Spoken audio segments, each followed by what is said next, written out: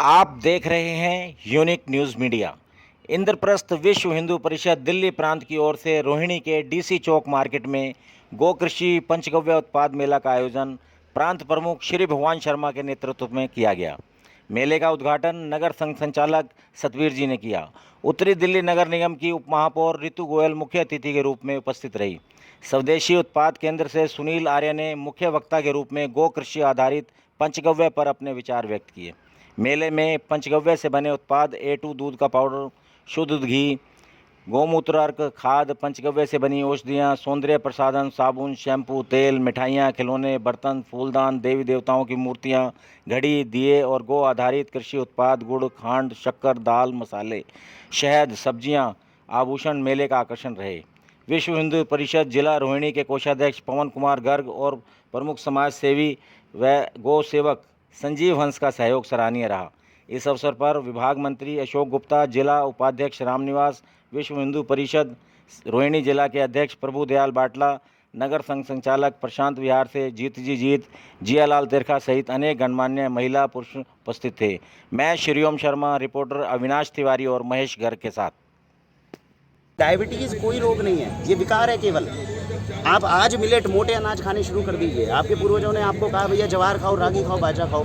मैं गारंटी देता हूँ पूरे देश के अंदर बड़े से बड़ा वैज्ञानिक यहाँ पे बैठ जाए, आप 3 दिन लगातार केवल जवार का दलिया खाइए, आपकी डायबिटीज़ कंट्रोल होनी शुरू हो जाएगी। क्यों कंट्रोल होनी शुरू हो जाएगी? क्योंकि जवार का ग्लाइसेमिक इंडेक्स कम है, गेहूँ का ज़्यादा है। लेकिन ये बात आप तक इसलिए नहीं पहुँचाई जाएगी क्योंकि अगर आपको ये बात पहुँचा दी, आपने जवार का दलिया खा लिया, तो फिर डायबिटीज़ की जो दवाइयाँ बन रही है वो कैसे बिकेगी? मोबाइल का स्टैंड है, ये बच्चों के लिए पेन स्टैंड है, टोटल चीज जैसे शील्ड है स्कूल का और बैच है, टोटल गाय के गोबर से बनाती हूँ। बना हुआ मेरा इतना सुंदर शैम्पू है और इतना सुंदर तेल बनाती हूँ जो कितनों भी बाल झड़ते रहे, अगर 3 बार लगाने से अगर ख़त्म ना हो जाए तो मुझे जो कहें करेंगे।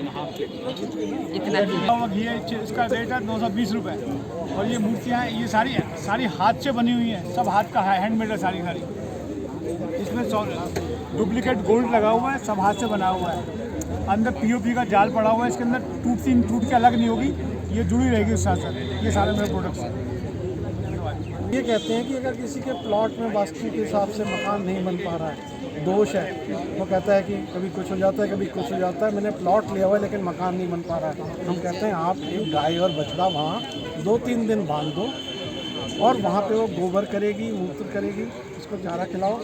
2-3 दिन के बाद आप उसको वहाँ से हटा लो, उसी में आपके प्लॉट की ऊर्जा चार्ज हो जाएगी, गारंटी से आपका मकान बनना शुरू हो जाएगा। कई लोग कहते हैं आजकल के समय के दौर में जैसे कि बच्चे जो हैं वो अपने माँ बाप से थोड़ा दूर जा रहे हैं, उसको हम बोलते हैं अपने बच्चे के रूम में स्टडी टेबल के आसपास एक गाय बछड़े की अगर आप सिर्फ फ़ोटो रख देते हैं या मूर्ति रख देते हैं तो आप थोड़े दिनों में देखेंगे कि बच्चे का माँ से फिर से संवाद शुरू हो गया, बच्चा फिर से अपनी माँ से जुड़ गया और जो दूरियां थी वो ख़त्म हो गई हैं। तो ऐसे अनंत उपाय गाय से, गाय के जो सींग है, गाय की जो अगर किसी को ब्लड प्रेशर की शिकायत रहती है, हम बोलते हैं आप गाय को सिर्फ 2-4-5 मिनट अगर फेरेंगे ऐसे हाथ उस पर, तो आप उसके बाद 15 दिन महीने बाद बताइए कि आपका जो बीपी डिसबैलेंस हो रहा था, ख़राब हो रहा था, क्या वो अब सही हो गया?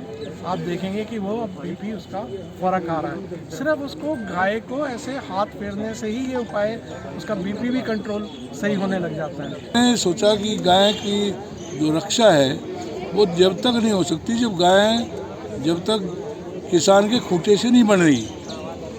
तो हमने कृषि के साथ गाय को जोड़ने का प्रयास शुरू किया। इन 3 सालों में मैंने सबसे पहले पंचगव्य यानी गाय के जो पंचगव्य है उसके उत्पाद को दिल्ली जैसे शहर में बेचने की व्यवस्था कराई और लगभग 25 आउटलेट हमने खोले जिसमें गौ के प्रोडक्ट बिकते हैं। हमारे कार्यकर्ता बेचते हैं और वो भी जब कम पड़ गए और इसकी और ज़्यादा ख्याति हुई और गौ उत्पाद के बारे में लोगों की इंक्वायरी शुरू हुई तो हमने तय किया कि इसको और प्रचारित किया जाए।